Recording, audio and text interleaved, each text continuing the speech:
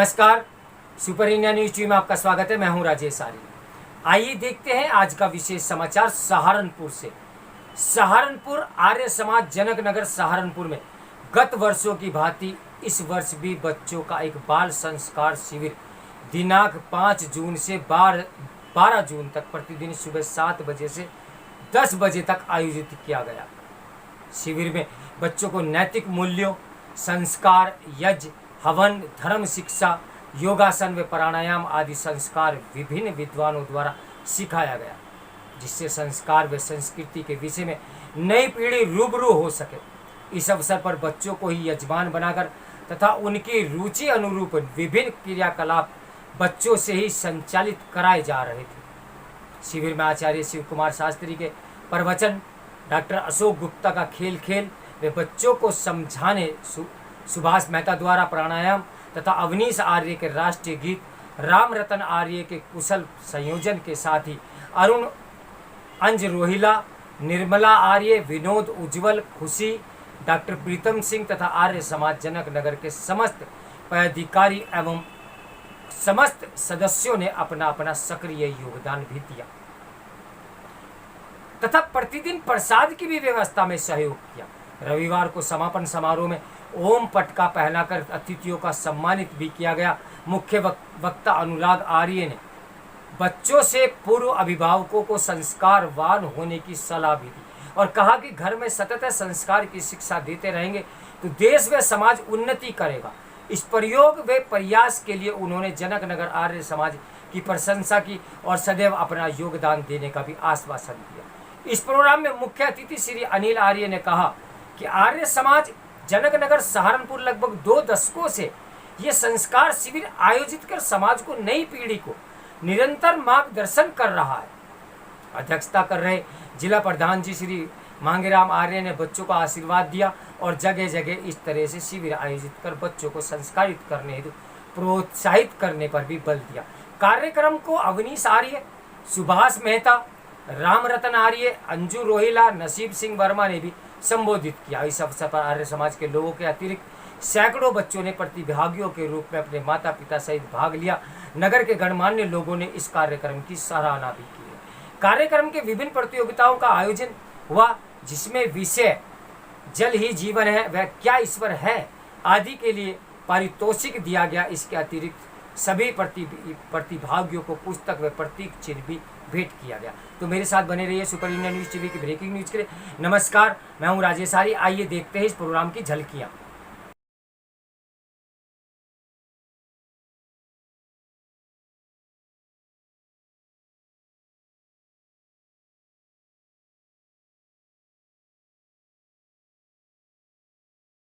हम उस सत्य को सत्य मानते हैं जिसे अपनी आंखों व कानों से सुन व देख ना दे। वैसे संतों जैसे स्वामी दयानंद सरस्वती, स्वामी श्रद्धानंद जी, कबीर, तुलसीदास, सूरदास इत्यादि ने माना है कि ईश्वर है। इनकी जीवनियाँ कई चमत्कारी घटनाओं से भरी पड़ी है। इन सब ने स्वीकार करा है कि ईश्वर पृथ्वी के कण कण में विद्यमान है। मैं ऋषि दयानंद सर। आपका नाम? मेरा नाम अनुराग आर्य। सर, आज यहाँ पर क्या प्रोग्राम है आर्य समाज जनक नगर में? यहाँ पर बच्चों का आर्य बाल संस्कार कैंप है। पिछले एक सप्ताह से यहाँ पे पिछली 5 तारीख से और आज 12 तारीख तक, पिछले रविवार से आज तक बच्चों को संस्कार देने के लिए, पारिवारिक, सामाजिक और देश प्रेम के लिए, धर्म के लिए ये कैंप लगा है। तो यहाँ पर बच्चों की कितनी उपस्थिति है? बच्चों पर यहाँ की उपस्थिति रही पूरे कैंप में लगभग 75 बच्चे उपस्थित रहे। अच्छा, जो बच्चे यहाँ पर आए हुए हैं क्या उनसे कोई शुल्क वगैरह भी लिया जाता है या सब आर्य समाज? नहीं, सब आर्य समाज की तरफ से होता है, हमारी संस्था की तरफ से होता है।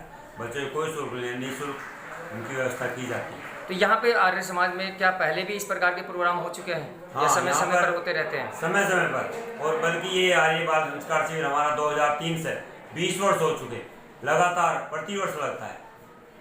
यहाँ जो आर्य समाज ये जनक नगर में है, इसके जो संस्थापक हैं या जिन्होंने स्थापना की थी, कौन थे? मतलब काफ़ी पुराना सुनने में आ रहा है ये आर्य समाज। यहाँ के संस्थापक आदरणीय राजेंद्र जी थे। अपने ये अवनीश जी भी उनके परिवार से, पूरा परिवार लगा रहता है। उन्होंने आर्य समाज की स्थापना की थी तो आप यहाँ पर जो ये प्रोग्राम करते हैं, बच्चों को जो संस्कार वगैरह देते हैं, तो मतलब किस हिसाब से, केवल आर्य पद्धति से देते हैं या कोई और? हमारा उद्देश्य ये होता है, वेद की जो हमारी विचारधारा है, जो हमारी प्राचीनतम सनातन विचारधारा है, वो हमारे परिवारों में रहे, हमारे बच्चे संस्कारित हों, वो समाज की बुराइयों से बचें और देश के और अपने जीवन में उन्नति पूर्वक कार्य करें। जैसे आजकल देश में जातिवाद और को बढ़ावा दिया जा रहा है, उस विषय में आप क्या कहना चाहेंगे? हमारे वेद के जो विद्या है, जो सिद्धांत है, उसमें जातिवाद कहीं दूर तक है। आर्य, श्रेष्ठ व्यक्ति को आर्य कहते हैं, भले ही वो किसी भी जाति से। जाति का हमारे यहाँ कोई प्रावधान नहीं है, बिल्कुल कोई नहीं। जो व्यक्ति है, यदि वो श्रेष्ठ है तो आर्य। जैसे लोगों ने भ्रांतियाँ फैला रखी है कि मनुवादी, तो आप उस विषय में क्या कहना चाहिए? क्या वास्तव में मनु वेद में ये है कि भाई जाति को जो है जातियों में बांट रखा है? महर्षि मनु को हमारे जो ये विचारक हैं, जो फैला रहे इस व्यक्ति को, उन्होंने वास्तव में ठीक प्रकार से नहीं पढ़ा। महर्षि मनु ने कर्म के अनुसार उन्होंने व्यवस्था दी। उन्होंने कहा कि यदि कोई व्यक्ति बड़े परिवार में भी पैदा हुआ और वो कार्य अच्छे नहीं करता, शूद्र के कार्य, सेवा का कार्य करता है, तो वो शूद्र है। और यदि कोई नीच कुल में भी पैदा हुआ, गरीब परिवार में पैदा हुआ और वो उन्नति का कार्य करता है, आर्मी में भर्ती हो जाता है, तो स्वर्ण है। तो आज जो जैसे ये प्रोग्राम हुआ, तो आज समाज के लिए आप क्या संदेश देना चाहेंगे? मैं समाज के लिए ये संदेश देना चाहता हूँ, अपनी संस्था की ओर से, अपने वैदिक सिद्धांत की ओर से, अपने वेद की ओर से, कि जो हमारा प्राचीन सनातन धर्म है उसका पालन करें, सच्चे ईश्वर को माने और अपने परिवार में अपने बच्चों को संस्कारित करें, ताकि हमारा देश सुरक्षित रह सके। इन कुसंस्कारों के कारण जो आज देश में बर्बरता फैली हुई है, उसका यहाँ से बिल्कुल किसी भी प्रकार से उसको विचार को बढ़ने की प्रेरणा न मिले। अच्छा, एक प्रश्न और है मेरा आपसे कि मान्यवर, जैसे कि आजकल देश में ज्ञानवापी मस्जिद प्रकरण या मंदिर प्रकरण उठा हुआ है, तो उसमें आपके ओर से या समाज की ओर से क्या भागीदारिता है? जो ऐतिहासिक प्रकरण है, जो समाज में विभिन्न कारणों से समाज में उठा दिए जाते हैं, उन प्रकरणों से समाज को बहुत ह्रास होता है, क्योंकि आजकल राजनीतिक कारणों से सच्चाई को कोई व्यक्ति समझना नहीं चाहता। जैसे अभी बहुत सारे प्रकरण फैले हुए हैं समाज में, वो सच्चाई दब जाती है। तो इसके कारण से यहाँ पे हमारे देश में, विशेषकर भारत में, उनका बहुत अधिक हानि उठानी पड़ती है। जो इतिहास लिखा गया किन्हीं राजाओं के द्वारा अपने समय पर उन्होंने अपना इतिहास लिखा दिया, वो वास्तविकता नहीं है। बहुत बहुत धन्यवाद आपका जानकारी के लिए।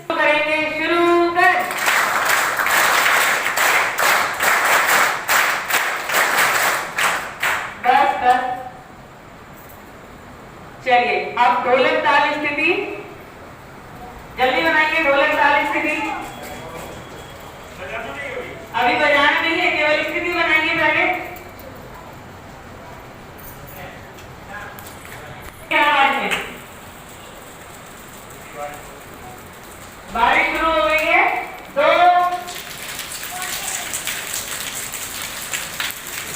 3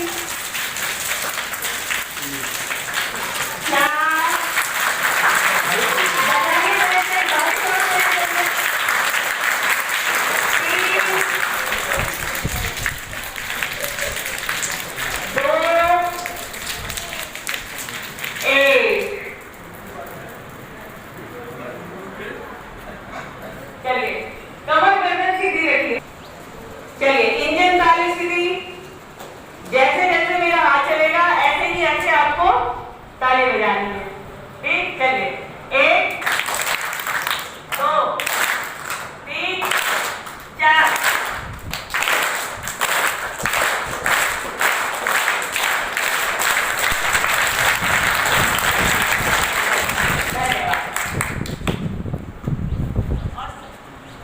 और है, जब भी आप ताली बजाते हैं ना, खिचड़ी सी बना देते हैं। आपको बार बार कहा गया था कि पंच ताली बजानी है, आगे से पंच ताली बजाइएगा।